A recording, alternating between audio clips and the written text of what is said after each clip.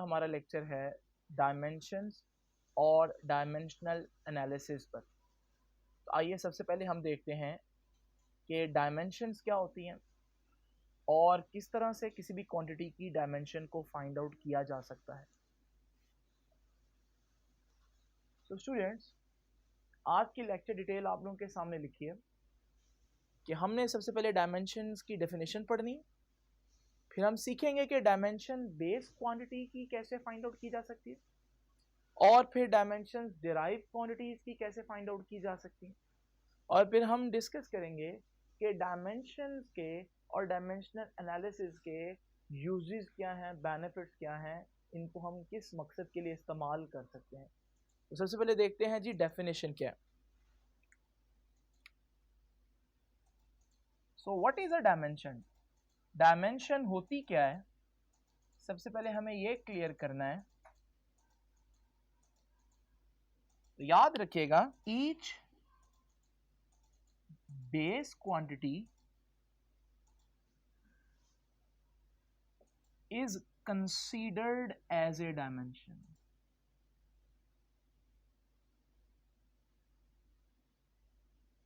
जो base quantity है जो हम लोगों ने पढ़ी थी बिल्कुल स्टार्टिंग लेक्चर नंबर 2 में, हर बेस क्वांटिटी एक डायमेंशन है। यानी कि लेंथ जो है वो एक बेस क्वांटिटी है, इसको हम एक डायमेंशन कंसीडर करेंगे। मास को भी एक डायमेंशन कंसीडर करेंगे, टेम्परेचर को एक डायमेंशन कंसीडर करेंगे। तो डायमेंशन बेसिकली क्या है? Each base quantity is considered as a dimension, but dimension के तौर पर कंसीडर करने के लिए हमें उसे स्पेसिफिक सिंबल देना पड़ेगा। गिवन अ स्पेसिफिक सिंबल, तो एक तो हमें स्पेसिफिक सिंबल देना पड़ेगा, दूसरी बात return with in square brackets, और दूसरी इंपॉर्टेंट बात कि हमें उनको स्क्वायर ब्रैकेट्स में लिखना पड़ेगा। तीन इंपॉर्टेंट वर्ड्स हैं कि हर बेस क्वांटिटी को डायमेंशन बनाया गया, जिसको एक स्पेसिफिक सिंबल देना पड़ेगा, और उनको स्क्वायर ब्रैकेट्स में लिखना पड़ेगा। उसके बाद हम देखते हैं, डेफिनेशन तो समझ में आ गई, तो बेस क्वांटिटीज की डायमेंशंस कैसे होंगी। सबसे पहले हमें बेस क्वांटिटीज की डायमेंशन से पहले बेस क्वांटिटीज को याद रखना है, और वो हम लोगों ने चैप्टर नंबर 2 में पढ़ा था कि बेस क्वांटिटीज क्या होती हैं। आइए जरा उनको दोबारा से रिकॉल करते हैं कि बेस क्वांटिटीज क्या थी।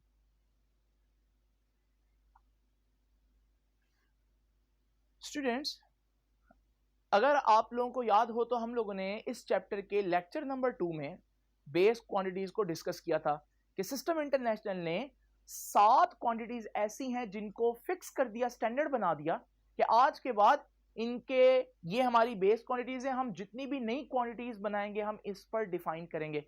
जरा याद करते हैं वो 7 क्वांटिटीज कौन सी थी। तो ये टेबल जो आपके सामने नजर आ रहा है, ये टेबल में length, mass, time, temperature, electric current, amount of substance and intensity of light, ये वो 7 क्वांटिटीज थी जिनको मैंने बेस बोला था। इनकी डेफिनेशन किसी और पर नहीं की जा सकती। अब ये बेस क्वांटिटीज है तो इनकी डायमेंशंस क्या होंगी? मैंने पहले ही बताया, हमें इनको स्पेसिफिक सिंबल देना पड़ेगा डायमेंशन के लिए, और साथ स्क्वायर ब्रैकेट्स में भी लिखना पड़ेगा। तो जरा देखते हैं, हमारे पास जो मास है इसका डायमेंशन इसकी बनेगी, क्योंकि मास m से है तो हम यही इसकी डायमेंशन देते हैं, और साथ स्क्वायर ब्रैकेट्स डालेंगे, तो capital M with in square bracket is basically the dimension of mass. तो जहां भी मास आएगा, यूनिट में तो हम किलोग्राम लिखते हैं, लेकिन डायमेंशन में हम मास को एक सिंबल देंगे m और स्क्वायर ब्रैकेट्स में लिखेंगे। इसी तरह हमारे पास ये सब की डायमेंशन जो है वो आप देख सकते हैं। इसी तरह लेंथ जो है उसकी डायमेंशन जो है वो L ब्रैकेट के अंदर, इसी तरह टाइम की डायमेंशन जो है वो कैपिटल T, वो भी ब्रैकेट में। इसी तरह हमारे पास टेम्परेचर की जो डायमेंशन है वो K होगी, और ब्रैकेट्स में लिखेंगे, लेकिन कुछ जगहों पर आप देखेंगे कि ये थीटा भी हो सकती है, तो या के या theta with in square brackets. तो ये हो गया टेम्परेचर। इलेक्ट्रिक करंट की डायमेंशन होगी ए, जो कि उसके यूनिट एम्पेयर से निकली है, तो ए और वो भी स्क्वायर ब्रैकेट्स में। उसके बाद मोल की जो यूनिट, मोल का जो डायमेंशन होगी वो होगी एन और स्क्वायर ब्रैकेट्स में। और इसी तरह ये डायमेंशंस जो हैं वो आप लोगों को याद रखनी है। बाकी रह गया इंटेंसिटी ऑफ लाइट, तो इंटेंसिटी ऑफ लाइट की डायमेंशन होती है जे। तो ये 7 डायमेंशंस आप लोगों ने अच्छी तरह से याद कर लेनी है। तो ये कुछ भी मुश्किल नहीं है इसमें, वो 7 बेस क्वांटिटीज जो आप लोगों ने याद की हुई थी, बस आपने अब उनके यूनिट्स की बजाय आपने उनकी डायमेंशंस को डिस्कस करना है। मैं बोलता हूं मास का यूनिट लिखें, आप लिखेंगे केजी, लेकिन मैं बोलता हूं मास की डायमेंशन बताएं, आप बोलेंगे एम, और वो भी ब्रैकेट में लिखकर। लेकिन अब आप मुझसे पूछेंगे कि सर फिर यूनिट की जगह ये डायमेंशन का एक नया कॉन्सेप्ट कहां से आ गया? तो क्या फर्क है बेसिकली यूनिट और डायमेंशन में? तो यहां बड़ी इंपॉर्टेंट बात है, तवज्जो कीजिएगा। यूनिट जब भी मैं किसी क्वांटिटी का बताता हूं, मिसाल के तौर पर मैं कहता हूं कि मैस का यूनिट केजी यूज कर रहा हूं, आप यूनिट सुनते ही अंडरस्टैंड कर लेते हैं कि यार जो भी चीज ये डिस्कस कर रहे हैं वो हैवी होगी, तभी सर एक बड़ा यूनिट केजी यूज कर रहे हैं। बट अगर मैं उसी मास का यूनिट मिलीग्राम यूज कर रहा हूं, तो फिर आप क्या समझेंगे? आप समझेंगे शायद सर किसी टैबलेट की बात कर रहे हैं, क्योंकि मिलीग्राम्स में इतना कम वेट। और अगर मैं उसका वेट जो है और ज्यादा कम नैनोग्राम्स में डिस्कस करूं या पिकोग्राम्स में डिस्कस करूं, तो फिर आप समझ जाएंगे कि मैं किसी मॉलिक्यूल का वेट या उससे भी ज्यादा किसी छोटी चीज के मास की बात कर रहा हूं। तो इसका मतलब यूनिट एक ऐसी चीज है जो उस क्वांटिटी के जो मैग्नीट्यूड है या क्वांटिटी है उस पर रोशनी डाल रही है। यूनिट सुनकर आपको फौरन पता चल जाता है कि किस स्केल की बात हो रही है, मैं कितने बड़े, मैं मैथ्स को बड़े लेवल पर देख रहा हूं या छोटे लेवल पर, क्योंकि यूनिट एक ऐसी चीज है जो क्वांटिटेटिव एनालिसिस बताती है, क्वांटिटी भी बताती है, क्वांटिटी से मुराद स्केल बताती है कि ये बड़ा यूनिट है या छोटा यूनिट। डायमेंशन में याद रखिएगा, जब मैं बात करता हूं कि डायमेंशन क्या है मैथ्स की, तो जब डायमेंशन की मैथ्स की डायमेंशन की बात करेंगे तो हम सिर्फ एम लिखेंगे। क्या इस एम को देखकर आपको कोई आइडिया होगा कि मैं किसी बहुत बड़ी चीज का मैथ्स की बात कर रहा हूं कि बहुत छोटी चीज की या नैनो चीज की बात कर रहा हूं? नहीं अंदाजा होगा। बस आपको इतना अंदाजा होगा कि what I am talking about, yes I am talking about maths. यानी कि डायमेंशंस क्वांटिटी या क्वांटिटेटिव एनालिसिस नहीं दे सकती। तो डायमेंशंस जो है वो फिर कौन सा एनालिसिस दे सकती हैं? वो सिर्फ क्वांटिटी का बता सकते हैं कि आप कौन सी क्वांटिटी यूज कर रहे हैं। इसलिए ये लाइन याद रखिएगा, ये बहुत जबरदस्त लाइन है, इसको आपने भूलना नहीं है कि dimensions are used to show the qualitative analysis not quantitative analysis. जब क्वांटिटेटिव एनालिसिस की बात आएगी तो फिर यूनिट्स को डिस्कस करेंगे, लेकिन जब आपने सिर्फ जो है ना आपने क्वालिटी देखनी है कि मैं कौन सी क्वालिटी बेस यानी कि कौन सी बेस यूनिट यूज, कौन सा बेस क्वांटिटी यूज कर रहा हूं, मैस यूज कर रहा हूं या लेंथ यूज कर रहा हूं, तो फिर हम सिर्फ उसकी डायमेंशन देखेंगे। तो ये है हमारे पास डायमेंशन और यूनिट्स में थोड़ा सा फर्क। सो स्टूडेंट्स, आप लोगों ने देखा कि बेस क्वांटिटी की डायमेंशन निकालना कोई इतना मसला नहीं है। वो टेबल में हमने देखा कि जो भी 7 यूनिट्स है उनको हम स्पेसिफिक सिंबल दे दें, जो 7 क्वांटिटीज हैं उनको स्पेसिफिक सिंबल दे दें, वो ही उनकी डायमेंशंस होंगी। अब बात करते हैं डिराइव क्वांटिटीज की डायमेंशन की। तो डिराइव क्वांटिटीज जो हैं उनकी डायमेंशन क्या होगी जरा देखते हैं। तो हमारे पास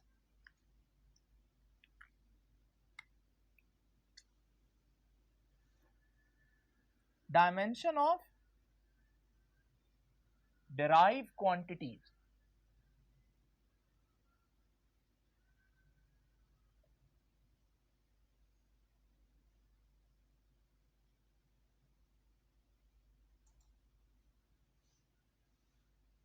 देखिए इसके लिए मेरे पास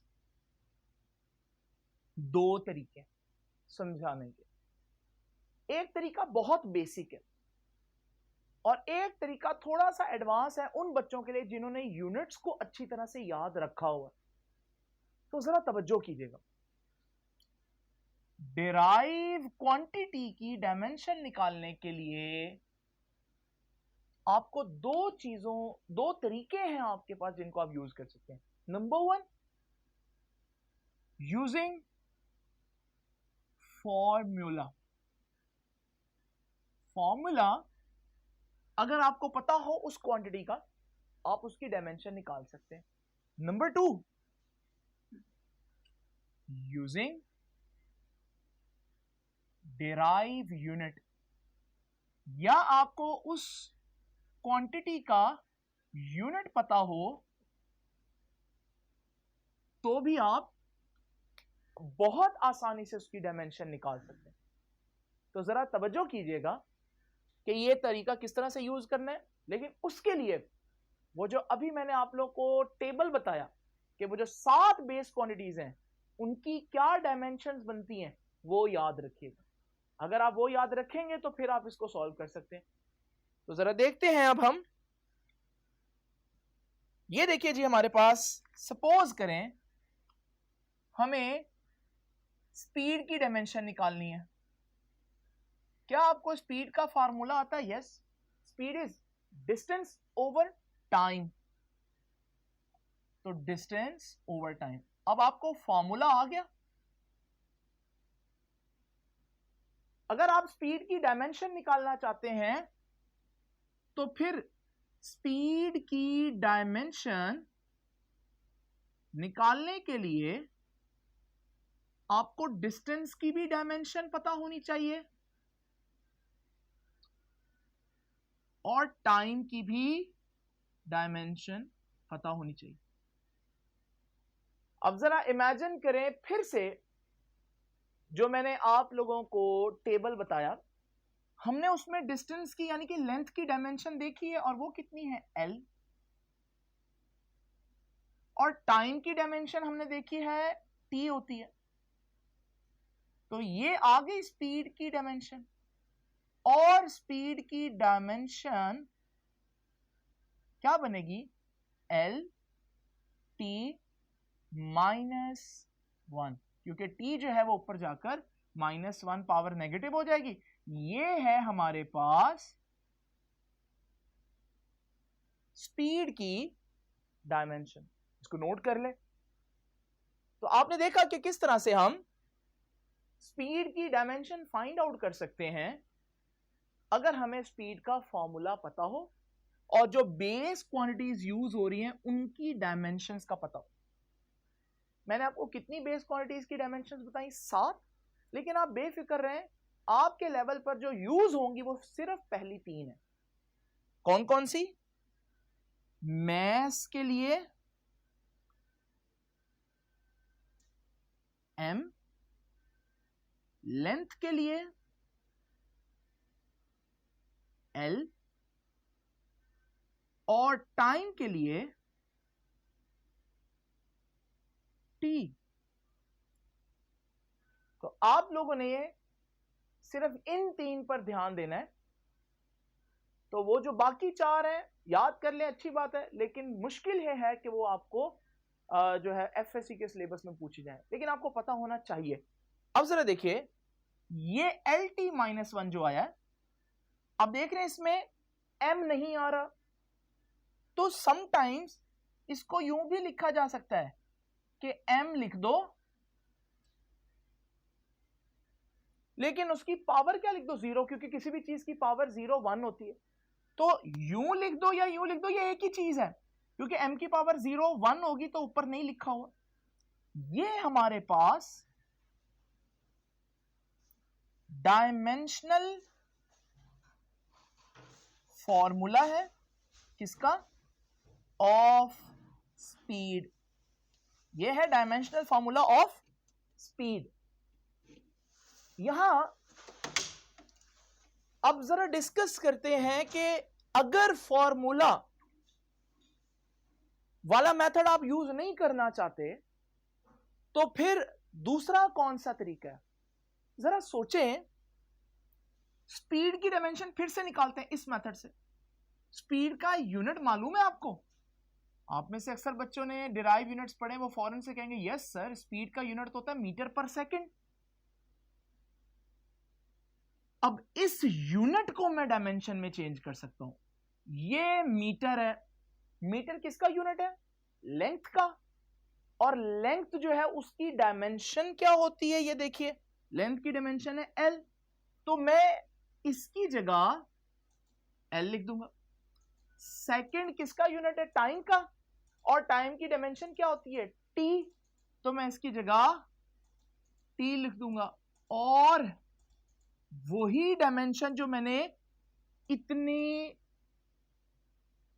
प्रोसेस के बाद निकाली, वो डायमेंशन यहां मैं डायरेक्ट भी निकाल सकता हूं अगर मुझे यूनिट मालूम हो। और इस वक्त मुझे यूनिट मालूम होने चाहिए, क्योंकि ये क्वांटिटीज के यूनिट हम लोग पहले लेक्चर में, दूसरे लेक्चर में कवर करके आए हैं। और आप देख रहे हैं ये मेथड कितना आसान है अगर हमें सिर्फ थोड़ी सी एफर्ट यूनिट पर की हो तो। यहां मैं आप लोगों से एक बात शेयर करता हूं कि यहां एक कॉन्सेप्ट जो है वो थोड़ा सा मैं क्लियर करना चाहता हूं। दो उससे इतना ज्यादा फर्क नहीं पड़ता, लेकिन आप लोगों को इसका रियल कॉन्सेप्ट पता होना चाहिए। मैंने बोला कि ये m0 LT-1 ये क्या है? Dimensional formula. और इसी को आप क्या बोल देते हैं कि ये स्पीड की क्या है? डायमेंशन है। बेटा अगर हकीकत बताएं तो ये स्पीड का डायमेंशनल फॉर्मूला तो है, लेकिन ये स्पीड की डायमेंशन नहीं। एक्चुअली में डायमेंशन और डायमेंशनल फॉर्मूला एक चीज नहीं है जो कि बताई जाती है, बल्कि डायमेंशन और डायमेंशनल फॉर्मूला में थोड़ा सा फर्क है। So what is dimension? Dimensional formula तो यही है। What is dimension? Dimension basically powers जो हैं उनको बोलते हैं। यानी यूनिट में किसी भी क्वांटिटी की जो पावर आती है वो डायमेंशन है उसकी। यानी मास की कितनी पावर आ रही है? 0।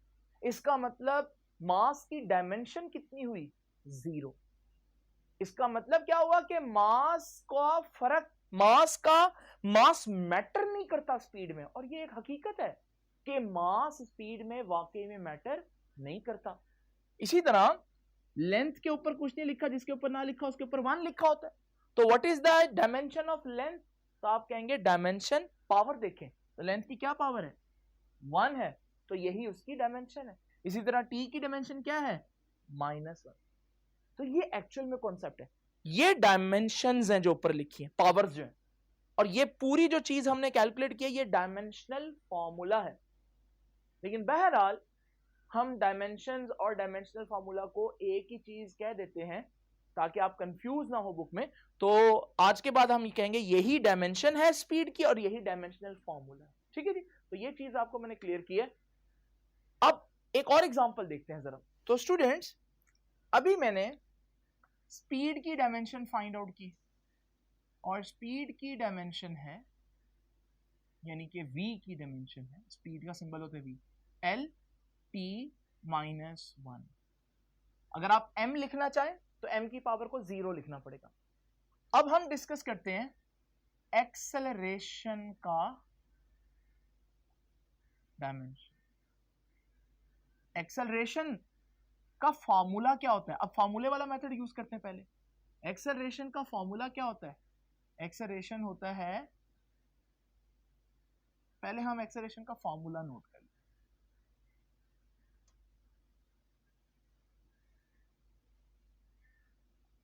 एक्सेलरेशन होता है चेंज इन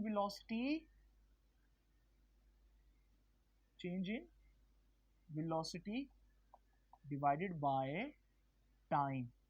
इस फॉर्मूले को आप ऐसे भी जानते हैं कि acceleration a is equal to change in velocity over time. अब जरा देखिए, अगर आप एक्सेलरेशन फाइंड आउट करना चाहते हैं, इसकी डायमेंशन फाइंड आउट करना चाहते हैं, तो उसकी डायमेंशन कैसे आएगी? जो स्पीड या वेलोसिटी की डायमेंशन होती है डिवाइडेड बाय जो टाइम की डायमेंशन होती है। अब स्पीड की डायमेंशन अभी मैंने मिटाई नहीं, इसलिए लिखी हुई है ताकि आपको याद हो पिछले स्टेप में हमने क्या निकाली थी dimension, LT -1 divided by time की डायमेंशन। टाइम की डायमेंशन तो टाइम बेस्ड क्वांटिटी है, उसकी डायमेंशन तो सिंपल t होती है। तो जब ये t ऊपर जाएगा ये भी -1 हो जाएगा। तो ये हमारे पास बना LT -1 और साथ ये t ऊपर जाकर -1 हो जाएगा। ये t -1 मल्टीप्लाई होकर LT -2 आ जाएगा। ये है एक्सेलरेशन का डायमेंशनल फॉर्मूला, या डायमेंशन भी कह देते हैं क्योंकि अभी हमने ये डिसाइड किया। और अगर मैं इसको मास इसमें नहीं आ रहा, अगर मैं मास लिखना चाहूं तो फिर मैं इसको ऐसे लिख सकता हूं,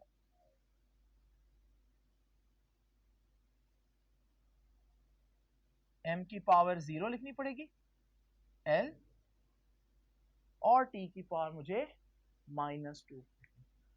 तो ये है एक्सेलरेशन का डायमेंशनल फॉर्मूला। अच्छा, इसी तरह अगर मैं यही एक्सेलरेशन का डायमेंशनल फॉर्मूला निकालना चाहूं इतने कम्बरसम, इतने डिफिकल्ट प्रोसेस के बगैर, तो जरा मुझे उसके लिए एक्सेलरेशन का यूनिट आना चाहिए। और एक्सेलरेशन का यूनिट अगर आपको याद हो तो मीटर पर सेकंड स्क्वायर होता है, मीटर पर स्क्वायर सेकंड कह लें। और यहां से आप इसकी डायमेंशन निकाल सकते हैं कि एक्सेलरेशन की डायमेंशन क्या होगी, मीटर लेंथ है और लेंथ का जो हमारे पास डायमेंशन है वो L है। इसी तरह सेकंड टाइम है और टाइम की जो डायमेंशन है वो T है, पावर्स वो ही रहने दें। तो ये हमारे पास एक्सेलरेशन की डायमेंशन है। अगर यूनिट मालूम है तो डायमेंशन निकालना बहुत आसान, अगर यूनिट नहीं मालूम तो भी डायमेंशन निकाली जा सकती है, लेकिन उसके लिए फिर फार्मूला पता होना चाहिए और थोड़ा सा आपको प्रोसेस करना पड़ेगा फार्मूले में डायमेंशन पुट करके। अब जरा देखिए एक्सेलरेशन का डायमेंशनल फार्मूला अभी हमने फाइंड आउट किया, LT -2।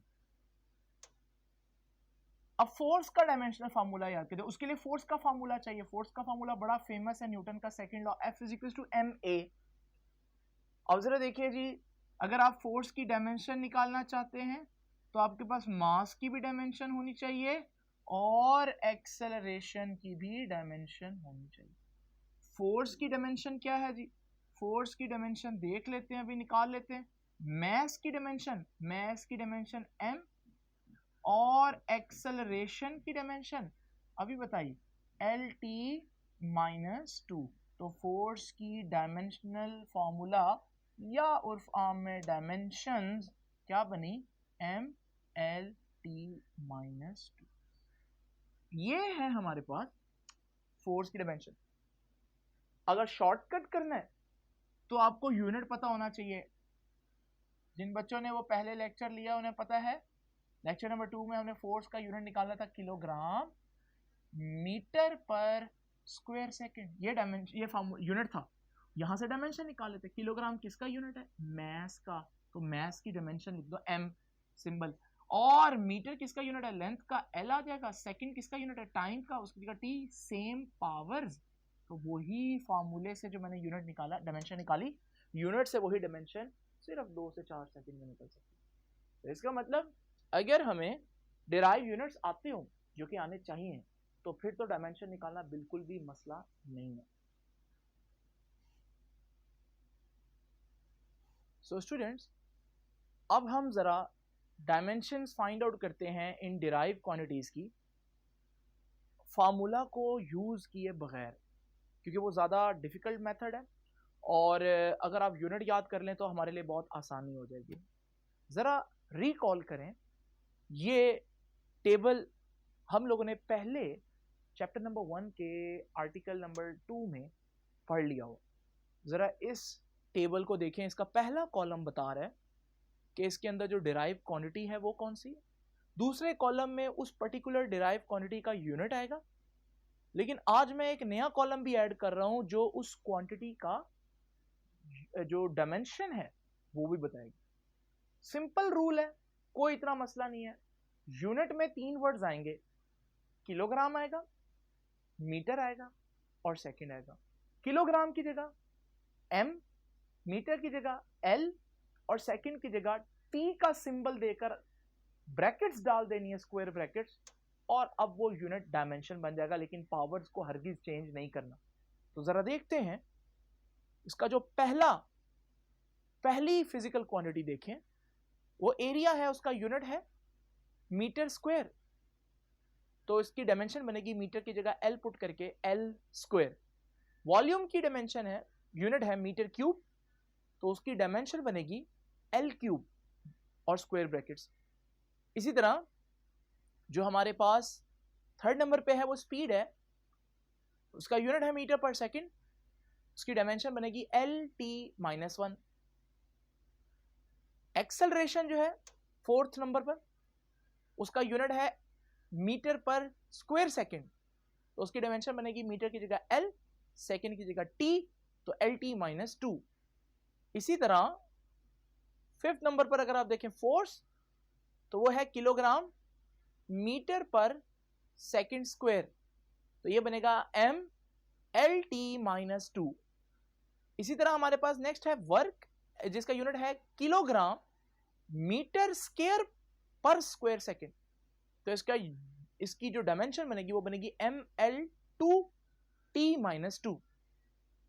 इसी तरह नेक्स्ट है हमारे पास पावर के जो यूनिट है वो है किलोग्राम मीटर स्क्वायर पर सेकंड क्यूब, तो इसकी डायमेंशन बनेगी ml2t-3। आप देख रहे हैं कितना आसान है यूनिट से डायमेंशंस में जाना, सिर्फ आपको सिंबल्स को रिप्लेस करना है और स्क्वायर ब्रैकेट डालनी है। इसी तरह प्रेशर देखिए, प्रेशर जो है उसका यूनिट हम लोगों ने बनाया था, डिराइव किया था कि वो होता है किलोग्राम पर मीटर पर सेकंड स्क्वायर, तो इसकी डायमेंशन बनेगी ml-1t-2। इसी तरह डेंसिटी यहां ऐड करते हैं, डेंसिटी जो है, डेंसिटी की जो यूनिट होता है वो किलोग्राम पर क्यूबिक मीटर होता है, तो इसकी डायमेंशन बनेगी ml-3। तो आप देख रहे हैं अगर आपको यूनिट मालूम हो तो कितनी आसानी से उस पर्टिकुलर क्वांटिटी की डायमेंशन फाइंड आउट की जा सकती है। अब एक बहुत इंपॉर्टेंट पॉइंट देखिए जरा, पॉइंट ये है ऑब्जेक्टिव के लिए कि देयर आर नो डायमेंशन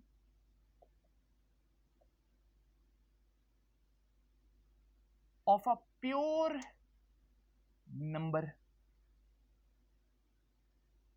अगर कोई प्योर नंबर है तो उसकी डायमेंशन नहीं होगी। एग्जांपल देखिए, जैसे पाई है, पाई जैसे एक न्यूमेरिकल वैल्यू है 3.14, इसका कोई, ये सिर्फ नंबर है, इसकी कोई डायमेंशन नहीं होगी। इसी तरह नेक्स्ट पॉइंट है, देयर आर नो डायमेंशन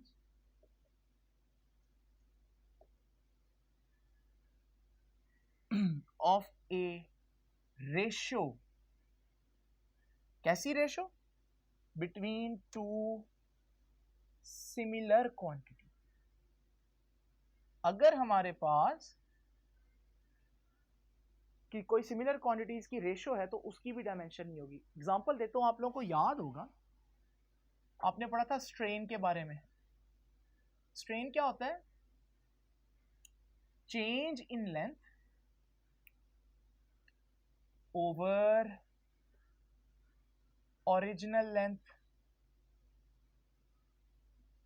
तो लेंथ का यूनिट भी मीटर होता है, नीचे भी लेंथ आ रही है यूनिट मीटर, तो इसका कोई यूनिट नहीं बनेगा, तो नो यूनिट, और जिसका यूनिट ना हो उसकी डायमेंशन भी नहीं होगी। तो ये हमारे पास एक इंपॉर्टेंट पॉइंट है। उसके बाद एक और पॉइंट जरा अंडरस्टैंड करें कि हमारे पास dimensions can be manipulated as algebraic expressions, algebraic quantities. जैसे algebraic quantities होती हैं वैसे ही हम डायमेंशंस को भी सॉल्व कर सकते हैं. मिसाल के तौर पर डायमेंशंस को मल्टीप्लाई किया जा सकता है. ये कल के लेक्चर के लिए इंपॉर्टेंट है. लाइक L है डायमेंशन और एक और डायमेंशन है L, तो इनका रिजल्ट क्या आएगा? L स्क्वायर, यानी कि डायमेंशंस कैन बी मल्टीप्लाई. इसी तरह L स्क्वायर है डिवाइडेड बाय L है, तो डायमेंशंस बिल्कुल वैसे ही डिवाइड भी हो जाएंगी, कैंसिल भी हो जाएंगी जैसे अलजेब्रा में होती है. तो जिस तरह से अलजेब्रा में मल्टीप्लिकेशन होती है इस तरह डायमेंशन में भी होती है. जिस तरह अलजेब्रा में डिवीजन होती है इस तरह से यहां पर भी डिवीजन होगी. लेकिन डायमेंशंस, बड़ी इंपॉर्टेंट बात, कैन नॉट बी एडेड और सब्ट्रैक्टेड. डायमेंशंस को ना ऐड किया जा सकता है ना सब्ट्रैक्ट. यानी कि अगर L डायमेंशन है और L डायमेंशन है तो ये 2L नहीं लिख सकते आप. This is wrong. डायमेंशन में अगर दो सेम डायमेंशंस हों, पहली बात है सेम डायमेंशन होना जरूरी है, तो फिर L प्लस L यहां पर L ही होगा. यानी कि दो डायमेंशंस का सम एक्चुअली वही डायमेंशन आएगी. आप उनको ऐड नहीं कर सकते कि 2L नहीं लिख सकते. इसी तरह L माइनस L, तो वही डायमेंशन आएगी. यानी कि एक क्वांटिटी में दूसरी क्वांटिटी ऐड, वही क्वांटिटी ऐड करें तो आंसर में भी वही क्वांटिटी आएगी. इसका ये मतलब है. तो डायमेंशंस को हम ऐड या सब्ट्रैक्ट नहीं कर सकते. यहां लेक्चर खत्म होता है. लेक्चर से पहले एक छोटा सा एमसीक्यू डिस्कस करते हैं. तो स्टूडेंट्स, ये आज के लेक्चर की लास्ट चीज है जिसको आप लोगों ने नोट करना है. मैं आपको कहता हूं कि which one is not correct, और ये चार ऑप्शंस देखें. पहली ऑप्शन है कि a quantity can have dimension and unit. इस ऑप्शन को देखते हैं कि ये करेक्ट है या नहीं, कि डायमेंशन भी हो और यूनिट भी हो. कोई एग्जांपल से मैं क्लियर करता हूं. चलें जी एग्जांपल देखते हैं. एग्जांपल देख लें. फोर्स की डायमेंशन और यूनिट देखते हैं. फोर्स का यूनिट हमने पढ़ा किलोग्राम मीटर पर सेकंड स्क्वायर और डायमेंशन ml t-2. इसका मतलब ये तो हमारे पास बिल्कुल करेक्ट बात है. दूसरी ऑप्शन देखते हैं कि हमारे पास a quantity can not have unit, don't have unit and dimension. ना यूनिट हो ना डायमेंशन हो. क्या ये मुमकिन है? जरा देखते हैं. अभी हमने देखा स्ट्रेन. स्ट्रेन जो है उसका कोई यूनिट नहीं और उसका कोई डायमेंशन नहीं क्योंकि रेशियो है. इसी तरह थर्ड देखिए, a quantity can have unit but no dimension. ये बड़ी इंपॉर्टेंट बात है. ऐसा हो सकता है कि किसी चीज का यूनिट हो लेकिन डायमेंशन ना हो. तो इसका आंसर है यस, दिस इज पॉसिबल. और एग्जांपल याद रखिएगा एंगल की. डू यू रिमेंबर, हमने सप्लीमेंट्री यूनिट्स पढ़े थे. उसमें हम लोगों ने पढ़ा था कि एंगल इन रेडियन का फार्मूला क्या होता है. एंगल इन रेडियन का फार्मूला होता है आर्क लेंथ ओवर रेडियस. अब ऊपर भी लेंथ है नीचे रेडियस है, रेडियस भी तो लेंथ ही है, तो ये कैंसिल हो जाएंगी इनकी डायमेंशंस. तो L L से कैंसिल हो जाएगा तो नो डायमेंशन. लेकिन क्या एंगल का यूनिट नहीं होता? एंगल का यूनिट तो होता है. रेडियन ही तो एंगल का यूनिट है. तो इसका मतलब ये भी मुमकिन है कि किसी क्वांटिटी का यूनिट हो मगर डायमेंशन ना हो. अब फोर्थ ऑप्शन देखें, a quantity does not have unit but have dimension. क्या ये मुमकिन है? तो आंसर है कि no, this is not possible. ये नहीं हो सकता कि यूनिट ना हो मगर डायमेंशन हो, क्योंकि डायमेंशन तो यूनिट से ही निकाली जाती है. तो हमने सीखा कि एंगल्स का, स्ट्रेन का, रेशियोज का कोई यूनिट नहीं होता. रिफ्रैक्टिव इंडेक्स भी उसमें आ जाता है. तो आज का लेक्चर यहां तक, और कल हम देखेंगे कि डायमेंशंस के यूजेस क्या हैं. Thank you.